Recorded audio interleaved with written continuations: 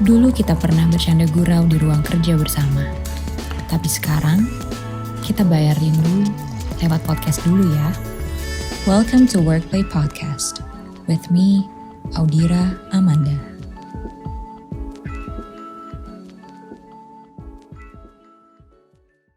Halo teman Workplay, apa kabarnya? Hari ini mau ngomongin hal tentang mempersiapkan anak kita menjadi seorang kakak. Nah, ada nggak di sini teman Workplay yang lagi expecting, yang mungkin mempunyai anak kedua, ketiga, atau keempat mungkin? Nah, sebenarnya yang bikin jadi penasaran tuh ketika anak kita akan menjadi seorang kakak, terkadang tuh ada perubahan perilaku nih yang mungkin kita juga rada bingung ya, kayak kenapa ya kok tiba-tiba anakku jadi begini gitu.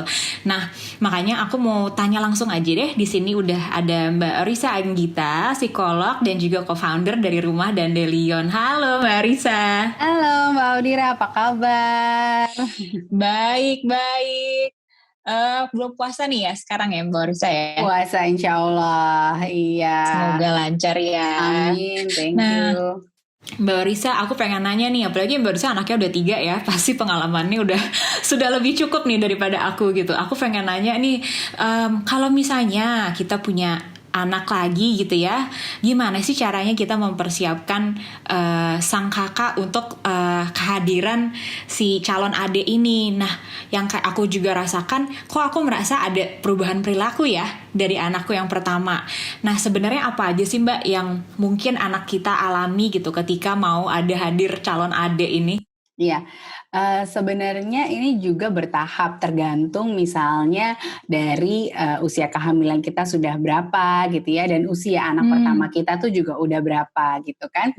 Nah biasanya tuh kalau misalnya dibilang untuk mempersiapkan, biasanya aku akan lebih saranin kita persiapannya mungkin menunggu itu ketika sudah lewat trimester pertama gitu ya. Oke. Kenapa gitu, sebenarnya mungkin lebih resiko keguguran biasanya kan sudah berkurang ya ketika sudah di lewat trimester pertama. Kemudian biasanya juga perutnya sudah mulai terlihat sedikit membesar nih kalau misalnya sudah lewat udah lewat trimester pertama ya, udah memasuki kedua, ketiga, sehingga lebih konkret gitu untuk anak-anak, terutama kalau misalnya si kakak ini juga masih balita. Ya. Gitu kan, jadi mereka harus ada pemahaman yang lebih konkret gitu. Terus oh ya bisa merasakan halus perut mama gitu ya, udah mulai merasakan gerakannya juga. Jadi lebih konkret buat dia pengalaman nyatanya juga gitu. Sama biasanya kalau udah mendekati semester 2, semester 3 itu juga sudah mendekati hari lahir gitu ya, dimana anaknya udah lebih kadang mau punya adik, terus mana adiknya kok nggak datang gitu kan. Jadi kadang hal-hal seperti itu juga perlu kita pertimbangkan sih untuk pertama kali kita ngasih tahu kapan dia mau jadi kakak gitu kan. Nah, ketika kemudian mau jadi kakak nih, reaksi anak-anaknya juga berbeda sih. Artinya ada yang mungkin excited banget, atau mungkin ada yang mau justru minta gitu ya, kayak aku mau adek gitu kan. Atau ada yang masih sebelum kayak enggak, aku nggak mau gitu. Terus kenapa nggak mau? Nah, biasanya kalau seperti itu kita balik lagi aja kasih pengalaman bertanya gitu ya, terutama untuk anak-anak yang sudah memang cukup verbal untuk diajak diskusi. Oh, emang kalau yang kamu pikirkan kalau ada adik itu seperti apa gitu. Jadi instead of kita langsung tanya kenapa nggak mau punya adik, itu kan enak loh gini misalnya. Itu lebih baik kita bertanya dulu, kita yang melihat dalam pikiran dia itu seperti apa sih memangnya gitu kan. Kalau dijawab misalnya mama nggak sayang aku lagi misalnya. Nah tapi kalau udah seperti itu kita juga punya tanda kutip nih, kayak kalau dia ngomong seperti itu ada tahu dari mana ya gitu kan, ada pikiran itu tuh datang dari mana ya, apakah dia pernah dengar ucapan temennya, atau dia pernah ngelihat mungkin sepupunya yang udah punya banyak adik terus jadi lebih jarang main, atau seperti apa. Itu harus diajak ngobrol terlebih dulu gitu dengan si kakak. Nah, Mbak Audrey sendiri kan sekarang juga lagi expecting ya? Iya. Lagi expecting, udah sempat ngobrol-ngobrol sama kakak? Udah sih, cuma memang itu bener kata Mbak Risa juga, di awal dia juga agak bingung gimana maksudnya gitu, karena kan mungkin belum ada bukti konkret ya, karena perutnya masih kecil gitu-gitu kan. Jadi akhirnya karena juga pandemi kan aku nggak bisa bawa anakku untuk ikut visit ke dokter kan. Jadi akhirnya aku kasih lihat foto-foto USG, cuma mungkin juga dibuat dia ini gambar apa gitu kan, dia juga bingung ya. Jadi akhirnya memang waktu yang paling tepat menurut aku benar kata Mbak Risa, ketika aku udah masuk trimester 2, perutku udah mulai kelihatan gitu ya, gerakan dari adiknya juga mungkin udah mulai visible gitu ya kalau nendang-nendang gitu. Jadi dia juga jadi lebih paham, oh ada adik gitu.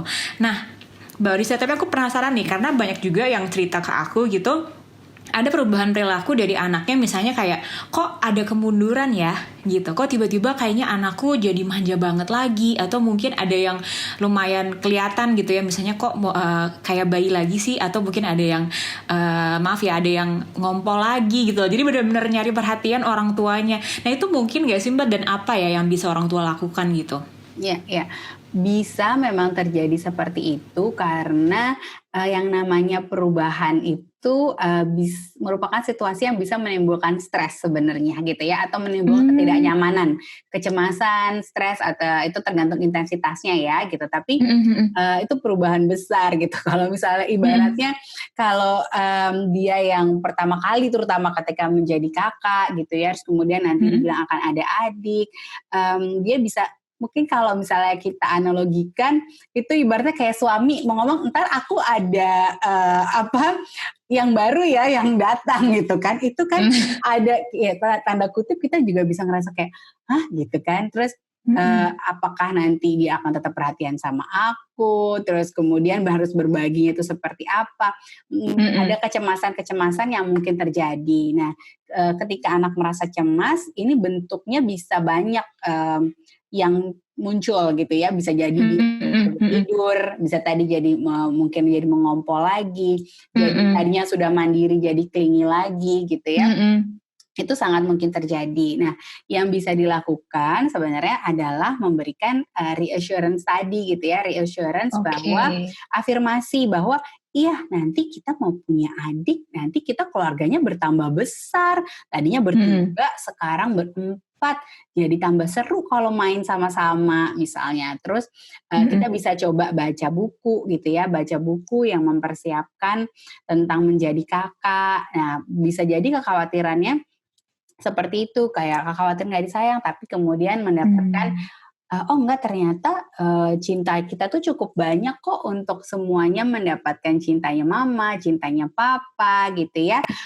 Itu kita justru semakin bertambah, nggak semakin berkurang gitu. Nah itu juga memberikan afirmasi seperti itu. Kita bawa I love you all the same gitu ya. Bahwa mungkin memang nanti akan ada waktu-waktu adik butuh lebih digendong dibanding kakak gitu ya, karena adik itu nanti memang kalau masih bayi itu masih belum bisa untuk makan sendiri, belum bisa mandi sendiri, belum bisa jalan sendiri gitu. Nanti jadi kakak bantu mama ya nanti buat merawat adik itu. Bisa kita sampaikan afirmasinya, tapi memang kita juga bisa sambil mengajarkan juga, misalnya kalau kamu lagi ngerasa cemas, kita bisa kok sama-sama yuk kita latihan misalnya untuk tips meredakan kecemasan ya gitu, kayak misalnya tetap untuk kita ajarin bernafas gitu, kemudian atau kita ajarin bayangkan pengalaman kamu yang paling menyenangkan yang selama ini gitu, kita bayangkan lagi di sana. Itu udah mulai bisa diajarkan dari anak usia 3 tahun, itu sudah bisa gitu. Jadi itu ya tadi ya Mbak, reassurance sama kita memastikan juga selain kita masih akan selalu sayang sama si kakak, kita libatkan juga ya si kakak ya, mungkin kayak bisa kita ngobrol gitu ya, kayak ini ada adiknya, mungkin dia bisa pegang juga, dia bisa lihat itu ya, jadi lebih jelas ya kehadirannya juga untuk sang kakak gitu. Nah, aku mau tambahin, mungkin tadi emang Maudie juga udah bilang sih, kita nggak susah ya sekarang nih karena lagi pandemi, nggak bisa diajak kontrol gitu kan. Cuma kita bisa juga sebenarnya melibatkan ini kita konteksnya masih persiapan ya, jadi sebelum adiknya lahir. Tadi kita selain tadi udah ngajak ngobrol, reassurance, baca buku, kemudian kita bisa juga ajak dia misalnya melibatkan memilih nama adik misalnya gitu ya. Jadi kalau dari mama misalnya punya beberapa alternatif atau beberapa pilihan gitu, kadang kita juga mulai bisa nanti nama adiknya ini atau ini, kalau kamu lebih suka yang mana, nanti kita pikirkan sama-sama lagi ya gitu. Tapi kayak dia merasa dilibatkan untuk memilih gitu ya, kayak ada rasa bangga, ada rasa jadinya sayang dari kakaknya. Itu yang juga bisa dilakukan. Atau adik tuh udah mulai bisa dengar loh dari sejak di perut, coba kamu nyanyiin, nanti dia bisa kenalin suara kakak. Itu juga dari sejak sebelum lahir tuh sudah bisa dilibatkan seperti itu. Oke, jadi sebenarnya banyak ya mungkin kegiatan menyenangkan yang kita bisa ajak kakak nih untuk dia mengenal kalau ini ada nih calon adik yang mungkin akan hadir di kehidupan kita gitu ya. Nah, tapi yang bikin deg-degan juga nih Mbak Orisa, gimana kalau adiknya akhirnya sudah hadir ke dunia gitu ya. Mungkin kan ada juga bingung-bingung atau mungkin dia juga masih proses gitu ya si kakak ini ya gitu.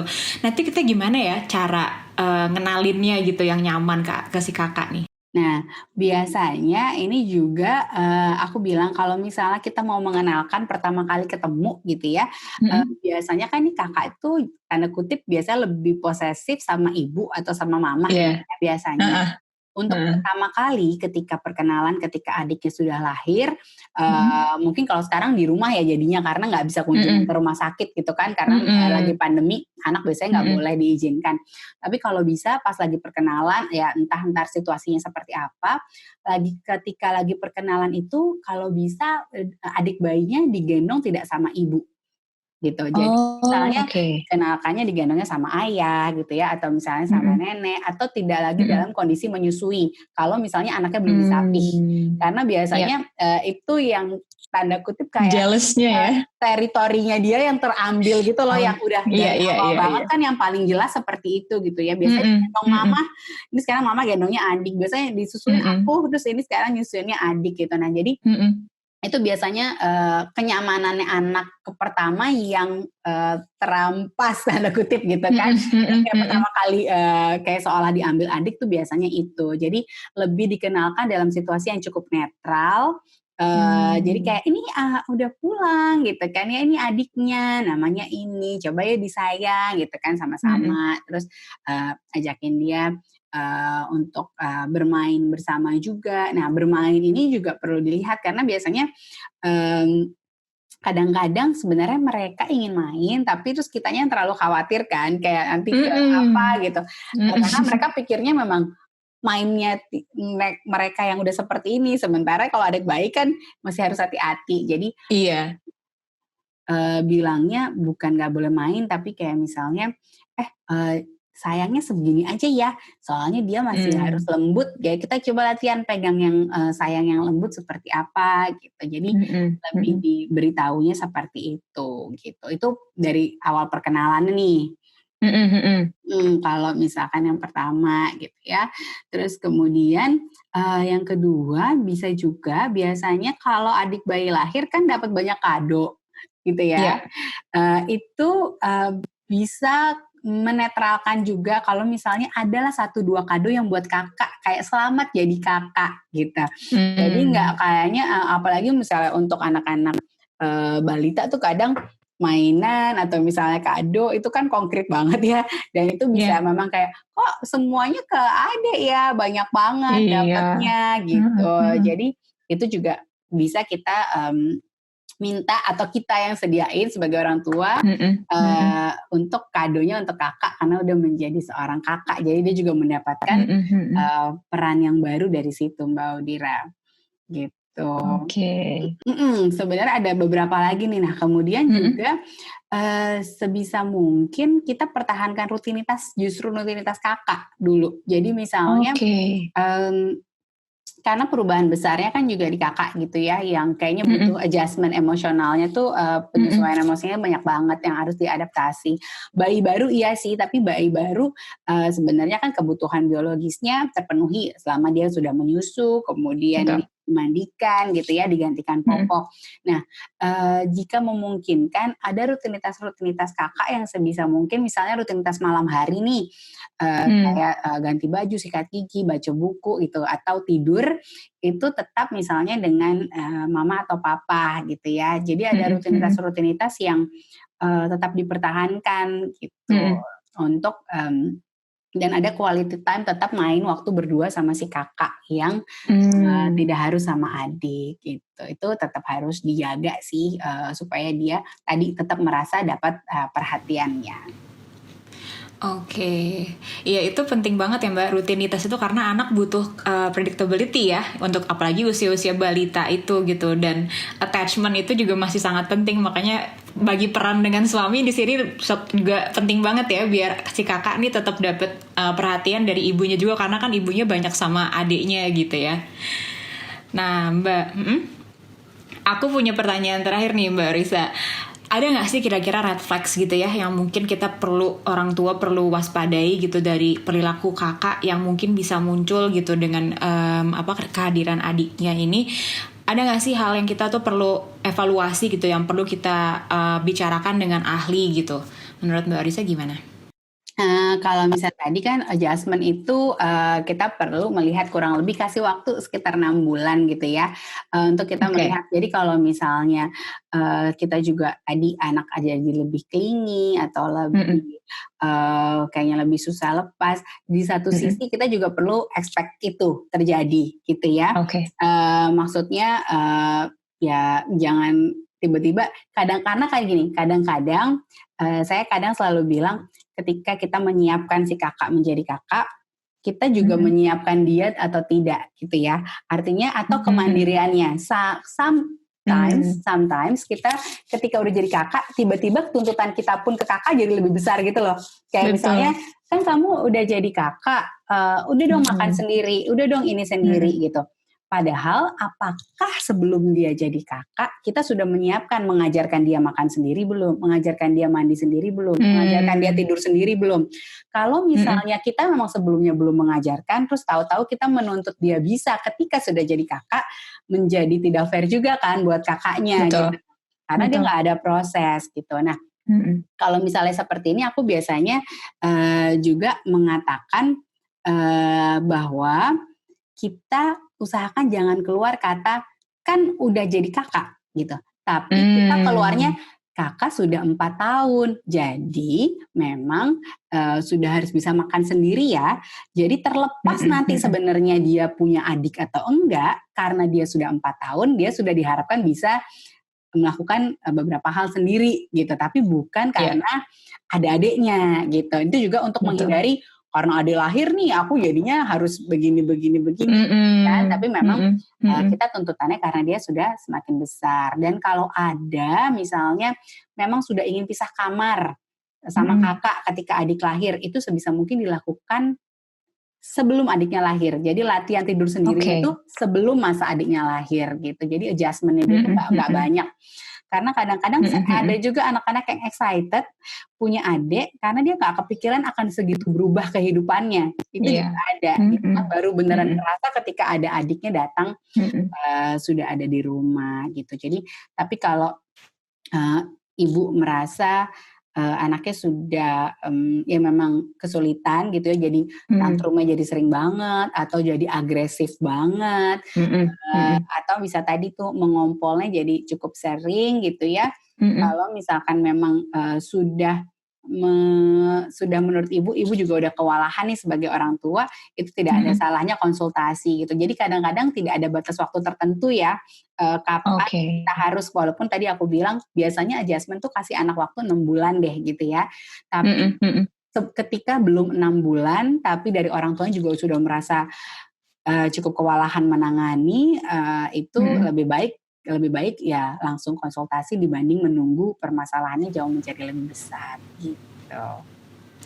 Oke, tadi itu ya makanya Mbak Risa bilang rutinitasnya juga jangan sampai ada yang berubah. Jadi kalau misalnya memang ada keinginan untuk misalnya kakak lebih mandiri gitu ya, mungkin bisa makan sendiri atau bisa tidur sendiri, dilakukan sebelum kehadiran adik itu ya. Jadi sebelum adiknya ada di rumah gitu, kakak sudah terbiasa, jadi nggak ngerasa di replace gitu ya Mbak Risa ya. Betul. Dan kitanya juga jadi ada waktu kan untuk kitanya juga menyampaikan ekspektasi kita itu ke dia gitu.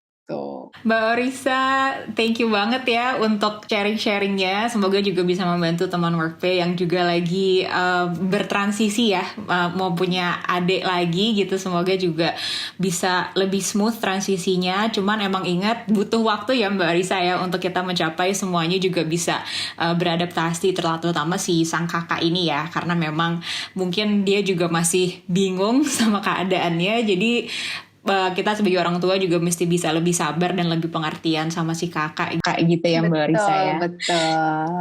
Thank you banget ya Mbak Risa. Sama-sama Mbak Audila. Ngobrol lagi ya. Semoga bermanfaat. Bye. Dadah.